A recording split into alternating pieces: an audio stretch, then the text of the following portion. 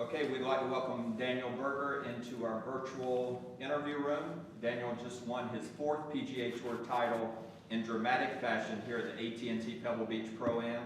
Daniel, can we get your thoughts on doing it in the style that you did with the eagle there on 18? Yeah, just one of the best finishing holes I've ever played. Obviously, with everything that happened on Saturday, hitting that ball out of bounds, to step up there and hit a great drive, and then one of the best 3-woods I've ever hit in my life, and then to make that putt was just as good as it gets for me.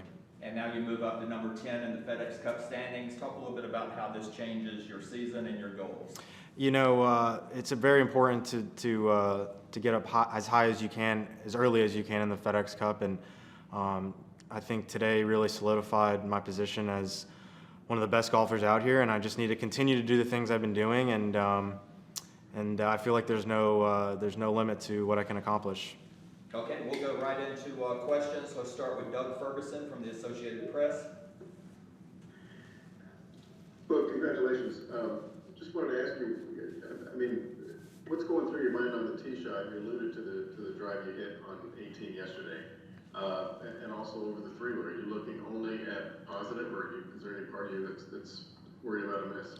You know, for someone that cuts the ball like myself, it's actually, I feel like it's a relatively easy tee shot because you can start it down the left in the water and you just cut it off the water. And yesterday I just kind of flared it, and then today I stepped up there and I want it to be as aggressive as possible. And you know, I'd rather go down swinging and than making a conservative swing that, you know, doesn't end up really well. And then, you know, the 3-wood was, like I was saying earlier, one of the best 3-woods in my life. I've always struggled with, you know, finding a good 3-wood. It's either good off the tee or good off the deck, but this one I've, you know, really been comfortable with for a long time. And you know, I just try to be aggressive. I wanted to win the golf tournament. I didn't want to lose it on the last. I just wanted to go out there and try to hit the best shot that I could, and I wasn't going to be conservative on the 3-wood coming in. Okay, and lastly, that was a 4-iron on the second one? 4-iron on 2. Thank you.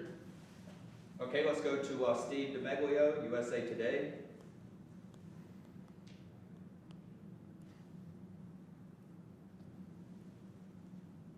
Okay, we'll go to Daniel Rappaport. We'll talk about the class of 1993. Sometimes they leave you out. Masters, obviously, not getting in despite being in the top 15. Do you feel like you're underrated, and is that something that all motivates you?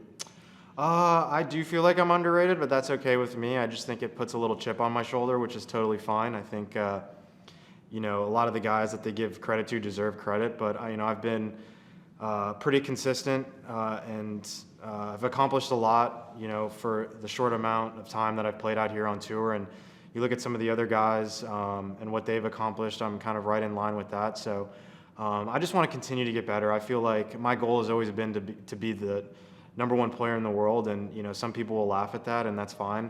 But that's something that every day I wake up and I strive for. Thanks. Okay, let's go to Bernie McGuire. Daniel, well done on your victory. Thank you.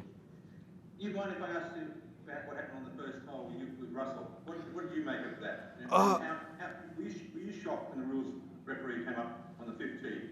You know, the way that Russell described it when I was standing there, it sounded like it was a penalty, and then the rules official came in and said it wasn't a penalty because he had addressed the ball and then the ball moved. And from what I've always understood is once you've addressed the ball and you've kind of gotten in there and the ball moves, it's usually your fault for the most part. And he didn't give him a penalty, so I was trying to just inquire about why it wasn't a penalty, if it was one, or what was going on. And then you know, obviously they looked at it on tape and figured out it was a penalty, and you know, it is what it is. I mean, it sucks, but you know, that's just the way golf goes. Just quickly, I didn't want to harp on this subject, but how did sort of Russell take it? Did you sort of get a feeling how he sort of felt the rest of the round or not? Yeah, I mean, he didn't, honestly, he didn't mention it once after, you know, the rules official came up. I asked him what happened. He said, I got a penalty, and then it was kind of forgotten, which I think is probably the best way to deal with it. I mean, it is what it is. You just have to move on. Okay, I appreciate that. Yep. Good luck in the weeks ahead. Thank you. Okay. All right, let's try again with Steve DeMeglio, USA Today. Hey, Daniel, when you were dealing with your wrist injuries, Was there a really bad moment or a dark moment? And what kept you going forward? You know, it's funny that you mentioned that. When I was hurt, I thought, man, I'm never gonna be able to play golf again without feeling like I was gonna be hurt, and not be able to do the things I know I needed to do to prepare and play my best golf. And I thought I didn't really love the game until it was taken away from me for 3 or 4 months, and then I was really, sad. I think I was a bit lucky to have the team of doctors that I had to really get me back to 100%. And now it's a non-issue. I never think about it. It never bothers me, and it's really something that I can put behind me in the past. Okay, and will you be circling AT&T Pebble Beach on your calendar every year from now on? Yeah, I think I've played it 3 times, and I've had a 10th, a 5th, and now a victory. But I love Pebble Beach. Every time I've ever played it, I wonder why I don't come back more often. And this year was I knew I was going to play it. I set it on my schedule early. I didn't commit till kind of late, but I knew I was going to be here. And it's just a special place. Every time you step up to the tee, you tend to take in the sights and sounds and don't really focus on the golf as much. And I think that's kind of helpful for me. Thanks, sir. Yep. Okay, let's go to Dylan Gutierrez from golf.com. Hey Daniel, nice win. Thanks. I was wondering how much scoreboard watching do you do when you're in contention in the 4th round like today? Yeah, I want to know where I stand compared to other guys. I think early on in the day, I try not to focus on it as much, but you have a sense of kind of where you're at. But obviously without the fans, that's much more challenging. You don't hear the roars, which can be a little bit more difficult. But, I'm a type of guy that likes to know where I'm at, so I pay pretty decent attention to it, especially on the last 4 or 5 holes. And then I knew that Nate Lashley and I were tied kind of coming into 16 and 17, and then hit a drive on 18 and looked at the leaderboard, and I didn't see his name. I was a little confused, and then I still don't know what happened there, but I just knew that I needed to go out there and hit a good shot coming in on the last hole, and I could win the golf tournament. Yeah, you missed a few 3-footers on 16, but how do you deal with the adrenaline versus trying to keep yourself calm? Do you try to harness that extra energy, or do you try to chill yourself back out? Winning a golf tournament just feels like you're having, a heart attack on every hole, really. It's not, I love that feeling of that pressure and I wouldn't call it anxiety, but I would call it excitement. Feeling revved up is something that I don't feel anywhere else except for coming down the stretch of a golf tournament. And I feel like leaning on my past years of experience, having been in that position multiple times, I think really helped me today. I didn't get overly pressing. I kind of just stayed patient, and I didn't hit a ton of amazing golf shots coming down the stretch until kind of the last 2 or 3 holes, but I did enough, and that's what it took. Cheers, good Yeah, playing. thanks. Okay, let's go to Ron Korchek from the San Francisco Chronicle. Hi, Daniel. Congratulations. Thank you. You talked about your tee shot at 18. Can you elaborate a little bit on the second shot? How far out you were and what it was like standing over that? Obviously knowing that you hit the shot that you did, you essentially set yourself up for a 2-putt to win. Yeah, I think I had 235 front, 250 hole, something like that. It was a little cold into the wind, so it kind of set up nice for just a full 3-wood. And I'm usually a cutter of the golf ball, but the wind was a little off the right, which I think kind of helped me out a little bit, just being able to kind of hit a little cut that kind of comes out straight. And it was almost lucky to have that kind of yardage coming in where I could wasn't in between clubs. It was really just a full 3-wood. Didn't have to take anything off of it, and at the end you just have to execute, and I did that.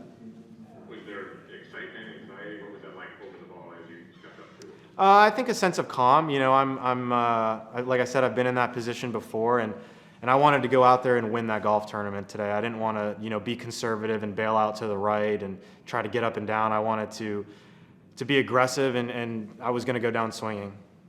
And last quick question. You mentioned your history at Pebble and enjoying coming here, and obviously the setting is what most people talk about. But what about the history? There's so much history here, and so many great players have obviously won on this course. To join that list, and what's your sense of the golf history here, and how much is that? Yeah, it's special to me. When I won at Colonial last year, to see Ben Hogan's name and all the past champions that have been winners there is really special. And then to come to a place like this with, 50, 60, 100 years of history here is so special. And to kind of edge my name into that history book is really cool. And it's definitely going to be a place that I come back to for many more years. Thanks very much. Yep. Okay, let's go to Doug Ferguson, Associated Press. So just to clear up on your playing Pebble, at what point did you predict to play this year? Were you a late entry or were you always going to play? I was always going to play, but I didn't commit till the Friday deadline, which was, 30 minutes after your tee time on Friday, after I missed the cut last week. I mean, I was always planning on playing. It just sometimes I'm kind of a last-minute guy. I don't like to make commitments, and I don't want to pull out of a tournament if I've committed to one, so I kind of wait till the last minute to do so. Just like for next week in LA, I committed on Friday, so that's just my style, for whatever reason. You're forgiven, that's okay. Thank you. The other thing I wanted to ask you, without grandstands, without EMs and basically an empty golf course, you guys played a lot of different shots this week at Pebble that you've never played before. The 10th tee, the 5th tee yesterday morning. How much fun was that? It was fun. The one hole that really comes back to me the most is the 6th hole, because usually they have the grandstands on the left, and it's a really daunting tee shot, with the bunkers on the left and, the cliffs on the right. And we just got up there and sent it as far as we could down the left, knowing that, there was really no trouble. You were still going to have a chance to, go for the green in 2, which, with the grandstands being there, usually in the past, you wouldn't be able to do that. But, I miss the fans. I'm hoping, that they come back soon, and I'm hoping that the Florida swing will have some. So I'm excited about getting them back here. Thank you. Okay, let's go to Jeff Babineau from PGAtour.com.